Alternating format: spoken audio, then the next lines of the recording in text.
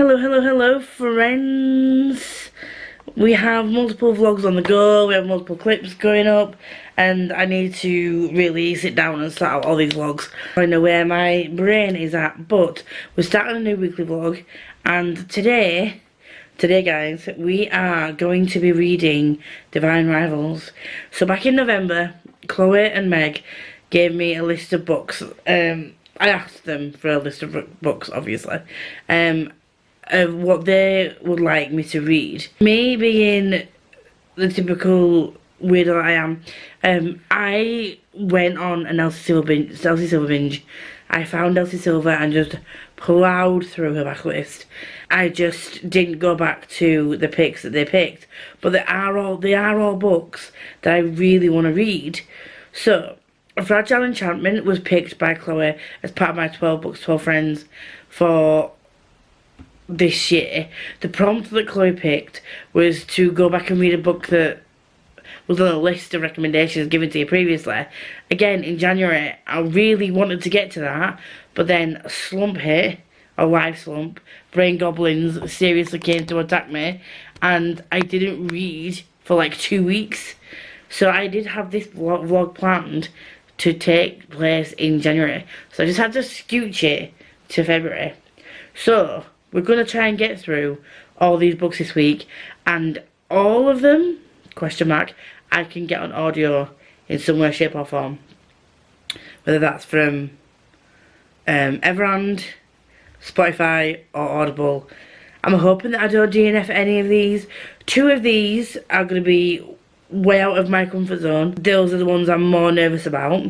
So I'm going to pepper them in between the other books that I know have are more my vibe. But I'm not worried in the fact that, like, I don't know, I'm still interested in reading them, because that's like Pure Nessie and A Diary of Blood. They're not my normal thing that I would go to, but I am stepping out of my comfort zone with things that I want to read this year as well.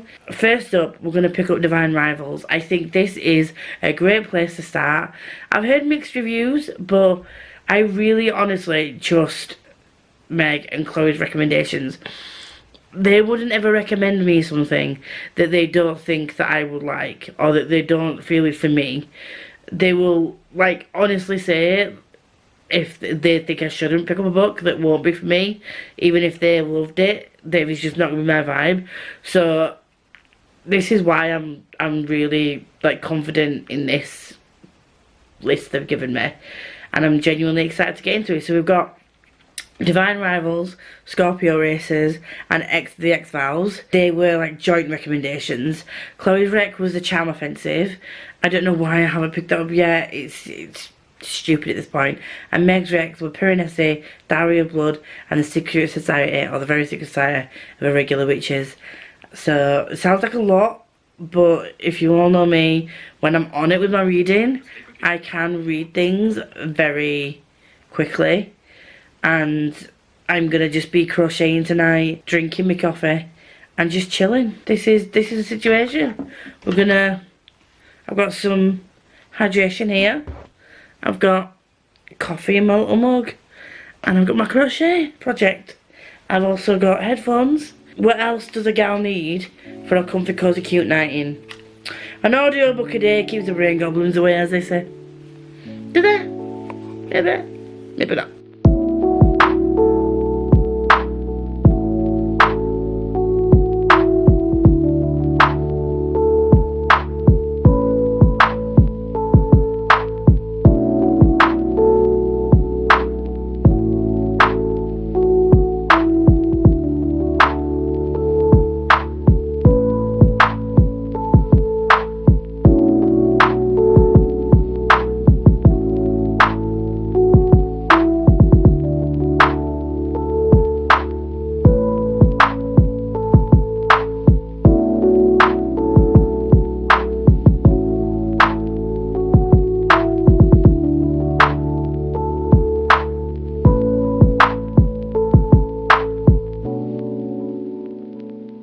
Hello.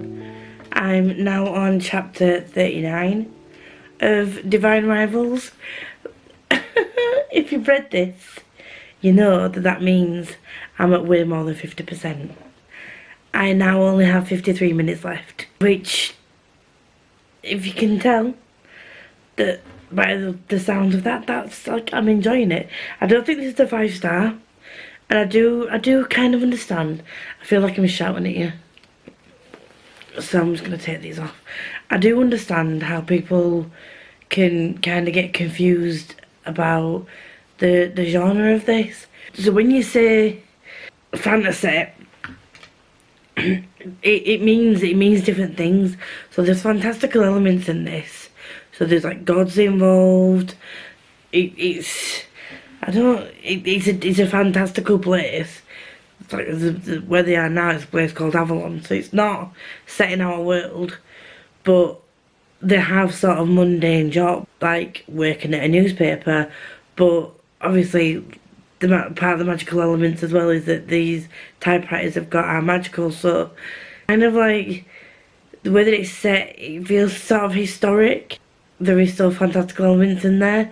So yeah, I can kind of understand how people might have like a misconception of this book going in, but I think I'm glad that I've seen people talk about this book before going into it, so I kind of knew what to expect. I knew it wasn't going to be, even though there's magic in here, that's not the main plot of the story.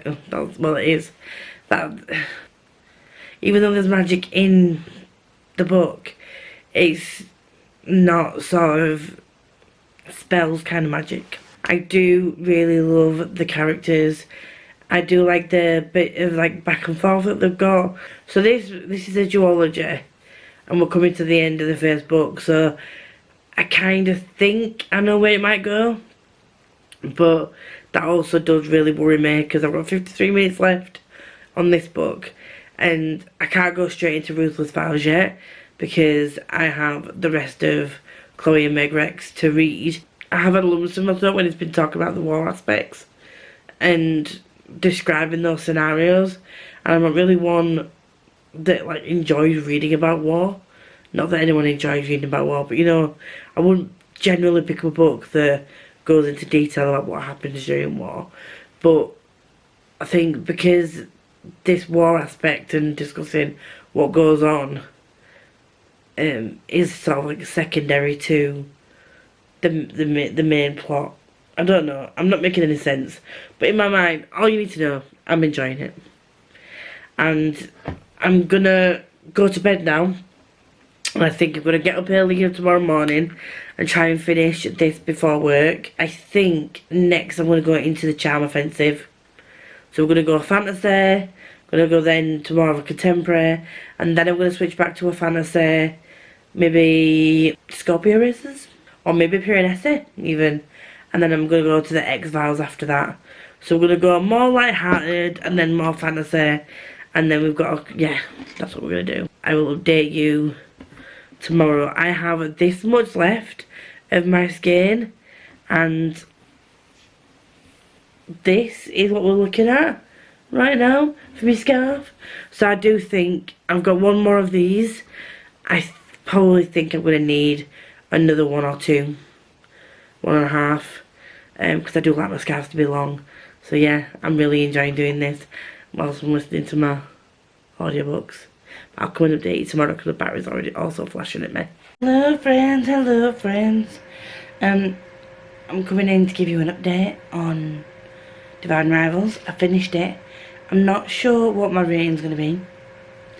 I need to have a ponder, but it's going to be a 4 or 4.5, I think. So next up, what I said I was going to do was go on to a contemporary. So I'm going to pick the Charm Offensive, which is available, let me have a gander, I think it is actually available on Everand as well. It is. And this is by Alison Cochrane, who also writes Kiss Her Once for me. So I'm hoping that I can at some point get to that as well, because that's also a Chloe recommendation. I'm gonna finish this skein, tie in another, and I will update you once I've listened to some of Charm Offensive. Hello, I got a confession to make. I'm more than 50% into the book. Eek. I have just sat here and crocheted and made mistakes, and I did like 2 rows.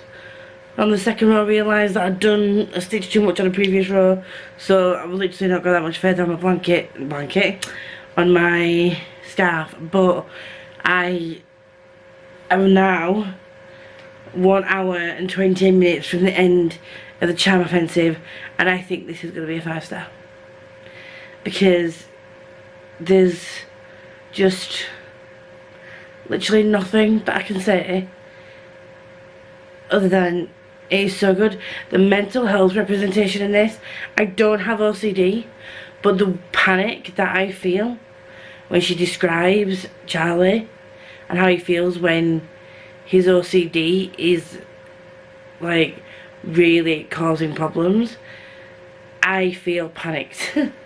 And it's not good that he feels panicked, but the fact that she can describe it in a way that makes me feel sick, I think is great. It really shows.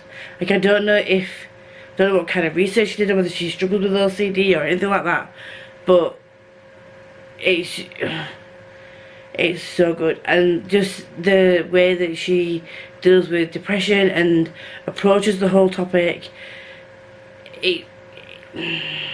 and that's it really. These updates are not going to be that much. Literally, crochet update. I'm on to my final skein, and book update. I've got an hour and a half left. Battery update is dying again because I forgot to change it again before doing this clip. So I will now go change it, cover myself in my heated blanket, and off we go.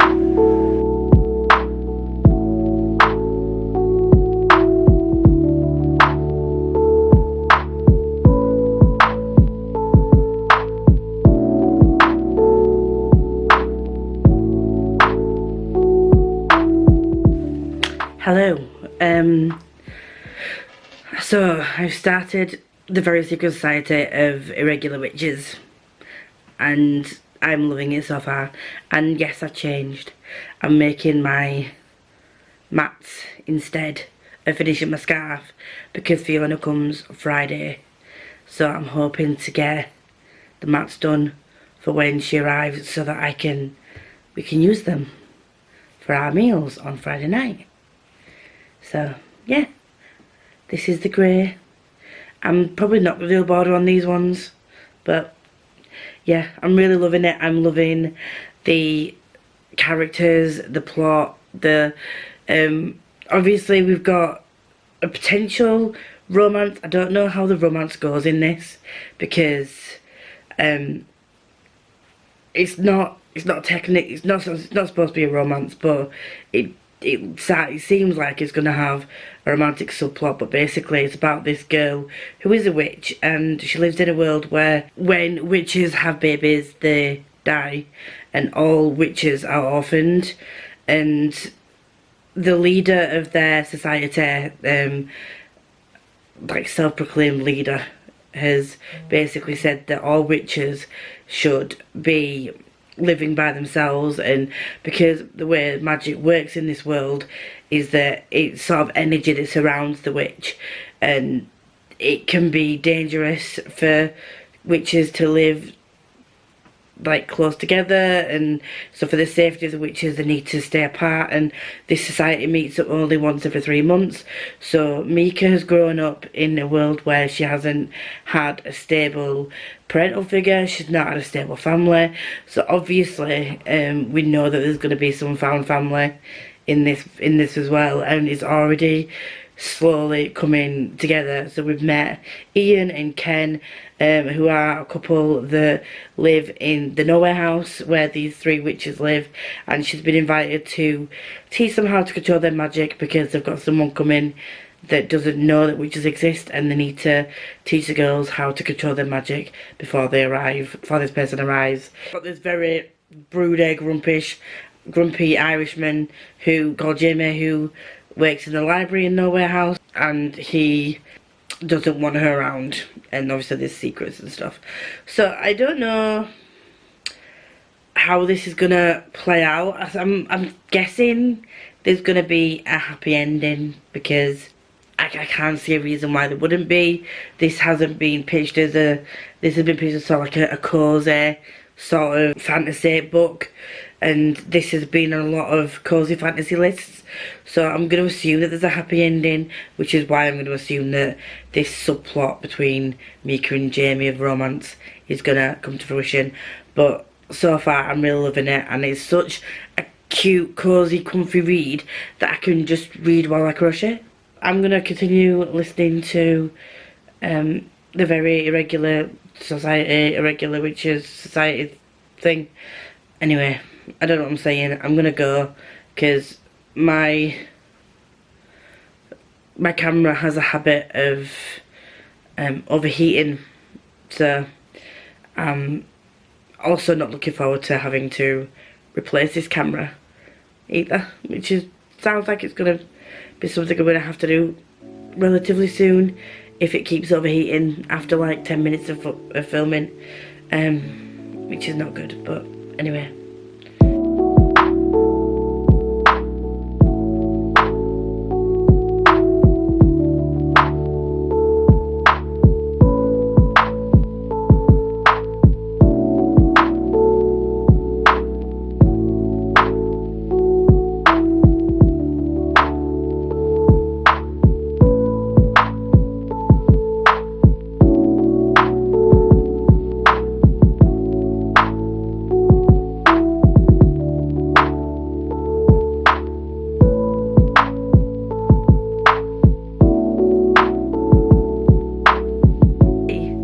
I know I'm wearing this again, but this is like a house coat dressing gown thing. It's not just a normal sweater. I have changed clothes and things, and I know that I'm in the same position again, but we're gonna go with it. So I've just started my second placemat, and this is the first one, fully completed. I think I should have made it a little bit longer, but I have tested it with the plates that I have, and the bottom actually sits quite nicely on there. And then I've made 2 coasters of the same pattern, and they're really cute. I would block these, but I don't see the point. So, because these are just for me. It's not like I'm selling anything. If I was ever good enough to sell things like this, then I would obviously block them and roll them and do the whole shebang along. I did finish the very secret society of regular witches. 5 stars, brilliant. This week so far, everything's going great, but I will be back and I'll update you. Hello friends, I am coming in to give you an update on Piranesi, and I'm listening to the audiobook on Spotify, and I'm really enjoying this. This is not for the kind of people that will be wanting a ton of action. It's very insular, and I don't know, I'd probably just say slice of life is the wrong word, but basically Piranesi, it follows a man, which I don't know why, because I've never read the synopsis before. I thought Piranesi, or what people call it Piranesi as well, was a woman.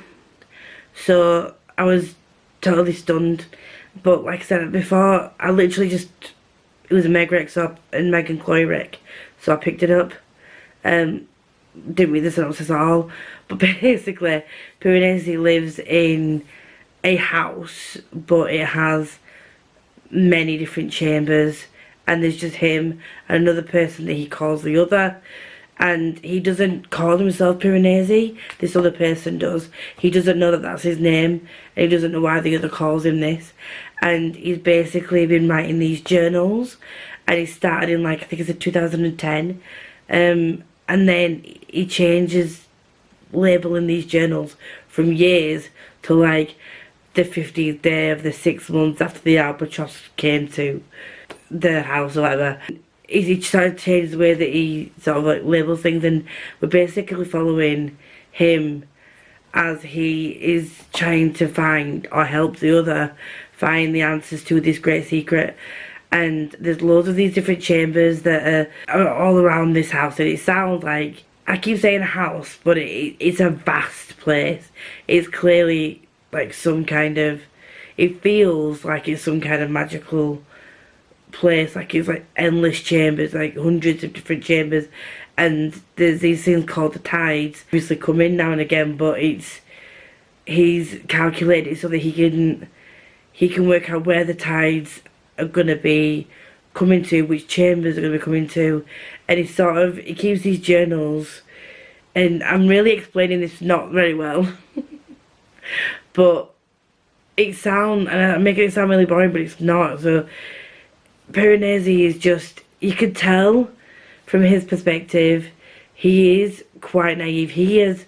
Everything to him is wondrous. He is helping the other because he believes that, I don't know, he does come across to me as a bit naive, and the other, very much the opposite of him, he seems quite closed off. There's clearly something going on outside of what Piranesi knows, and the other is keeping things from him. It's very obvious from quite early on that's happened. I've only got 2 hours left that I can listen to, and there's 4 hours and 33 minutes left of the book, and I don't have it in any other capacity, and I'm really, really enjoying listening to it.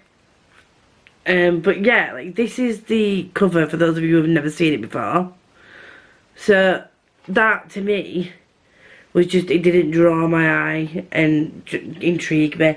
So that's on me. Clearly made a massive error. Will I buy it physically? I don't know. I probably would do, you know, as it stands at the moment. I'd probably like get the paperback copy and maybe do some annotating and stuff depending on how this plays out. Yeah, I feel like I want to do that. I want to read the Diary of Blood, Scorpio Races, and the X-Files, but I do have all of tomorrow off work, and apart from like an hour or two when my mum comes over, I will be able to just listen and read all day, apart from until Fee comes, and I think Fee's going to get here about 8, half 8, and then I probably won't read then until Sunday afternoon. Annyeonghaseyo! It's Sunday, and it's just past 3 o'clock, and Fee's gone home. So it's the first time Fee's been up, and we've made some cute little bracelets to commemorate the weekend. So that's the date, and this is a cute little boy next door. Can you even see that? No, you can't. It's there. Boy Next Door. And that's one of my favourite bands. So we did that. We've also done these. We did some iron-ons and made our own custom hoodies. We watched we've watched some Boy Next Door. We've watched a lot of music videos on YouTube. We've made some gimbap last night. We ordered in on Friday night when she arrived, and we had bar buns, and it's just been nice to have someone come up to see me and just have a chill weekend, because I think I said this last week, I like going to London to see my friends, but we're always doing something. We always have to be out doing things, which is obviously, again, not a bad thing, because I love the things that we go out and do. But it was nice to just have a chill weekend of just crafting, and we've already got the next one arranged, just coming up again, hopefully in August, where I'm going to show how to crochet. I found an Asian place nearby that does like a selection of like Korean and Japanese food, so we're going to order from there, and we're going to plan that. But we also, I'm going to take this down now, I just wanted to show you my some hoodie. And the 30th of May 23 is when Boy Next Door B&D debuted, and then on the back I've got the initials of all the members. So it's just a fun little thing, like just to create some memories.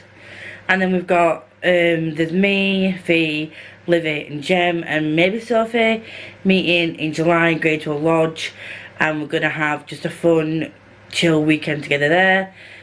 So we're gonna plan a few indoor like activities for that. We've then got Stray Kids, where I'll be meeting up with Jem at the end of July, or mid to end of July, and then I've got Kyra with Fee in September, and she's coming up in August. So yeah, it's been fun. It's a bit more difficult for me to travel and get to certain people that aren't central because of like I don't drive.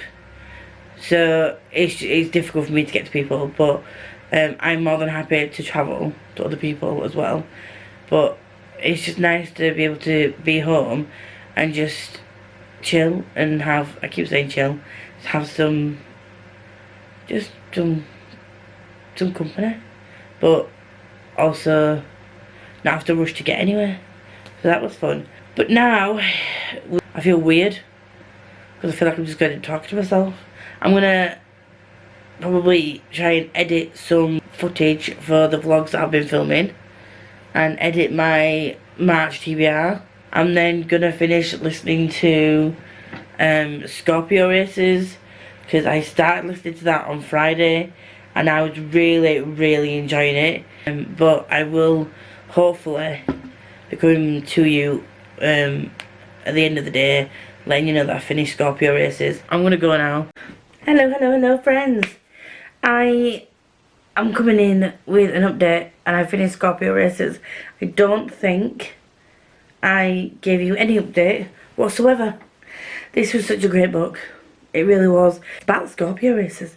So it's about a girl called Puck/Kate who lives on an island where every year, every November, they have these Scorpio Races where they race the horses called Kapowishka, which is like the water horses. And these water horses are savage. I mean, I know horses can be savage, but the nature of these horses, they are just predatory. The picture that Maggie Stiefvater painted was quite a not so great one of these horses. So you would not catch me anywhere near these things. Basically, every year it's usually men that race. Puck has her reasons for having to enter the Scorpio Races for this year. It's just a story of her preparing for the races and what obstacles she comes up against. It was just so good. I love the connection between the characters. I love her little brother. I hate her older brother, but I love her little brother. And it was just a really good read. I am going to have to put it down over the weekend in a way, because it means that I've had to extend this vlog longer than I wanted to. But on the upside, I did spend the weekend with Fee and we had a fun time. So I now get to come back to the readings. We are moving on to Diary of Blood.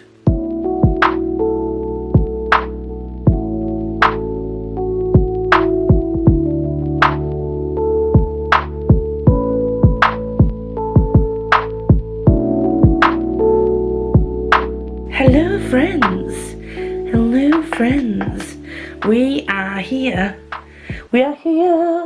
on, what day are we on? Wednesday, and you, my friends, were really close, so let's move a bit further away. And I've realised that this kind of washes me out on camera. We have thoughts, feelings and ponderances on Diary of Blood. My non-spoiler thoughts are pièce de résistance. My non-spoilery thoughts are fine, fucking fresh and fabulous. It was so good. I knew that it was one of Dracula's wives and it's sort of recounting their time together, but that's all I knew going in, and I'm kind of glad that that's all I knew. All I'm going to say to you, if you haven't read it, who would I recommend this to? I don't know. See, I never thought that it would be something that I would like, just based on the bits that I heard about it and how it was kind of like her recounting what had happened. Maybe it's because I was still stuck in the brain space that all I could like in a book was either high fantasy or fantasy that had magic and wands and was I don't know. It was 5 stars. It was so good. I never thought that I could enjoy a book that was second person. The narration, brilliant. So once again, Meg and Chloe have not failed me with a recomendazione. We have one more left, and that's the X-Files. So what I'm gonna do is probably get some more Spotify hours. 11 hours and 11 minutes. Ooh, that means that the last hour and 11 minutes will have to be read physically. Stuff it. I'm gonna do it. I'm gonna get some Spotify hours, and I'll just get the ebook. Maybe, should I? I don't know. I don't know, you don't know, we don't know. But what I do know, for sure, is that I'm going to be diving into the X-Files, which is the final Meg and Chloe recommendation, which this is what I needed after, I had a good February, I did. After having a really shitty January, and just sort of not reading as much as I wanted to in February, this has just been the ending that I wanted / start of March that I needed. Boost of 4 and 5 stars. I feel like if I ever need a recommendation, you can't go wrong. So yeah, I'm gonna put these in, and I'm gonna listen, obviously, to a book, and hopefully enjoy it. And live, laugh, love. Okay, we're living, we're laughing, we're loving life. Hello. Unexpectedly, I stayed up till it's almost 2 AM, and I finished the X-Files. It was so good. Eli and George are together. Great. I'm really tired. I'm delirious, but I was also crying at the end of that because of good things and bad things. The one thing I will say about Jessica Joyce is that I'll say the one thing, I will say she did a really good job of like weaving in cutesy romantic moments with some serious topics. Like Eli struggles really badly with anxiety. The representation was just done so well, and Georgia has sort of like trauma from her childhood that she struggles to deal with, which means that she struggles to speak out about her feelings and stuff, which has obviously impacted their relationship. I know there are people out there that don't like second chance romance. I get it. I get the reason why you might not want to read it or be invested in it, but I do highly recommend that you try this out and give it a chance, because even though we're not there for the start of their relationship, the way that Jessica sort of describes their relationship and their friendship with Adam, drama queen, but so funny. Yeah, the whole friendship group is just brilliant. So yeah, I really do highly recommend that you try it out. If you have Spotify hours available that you want to use, it is on Spotify, and that's how I've consumed quite a few of the audios for this vlog this week. And I'm going to close this vlog out now because I'm shattered. I did my nails tonight, which were just those dip nails. The friendos chose the colours. Not that you care, but yeah, I'm going to try and get some sleep now. But thank you very much for watching. If you like me, you want to see more of me, please like, comment, subscribe, do all that good stuff. If you're here and you want to let me know you're here but you don't really say, please leave a black heart. It's very much appreciated. And until next time, enjoy whatever you're reading, what you're doing, and I will see you all very soon.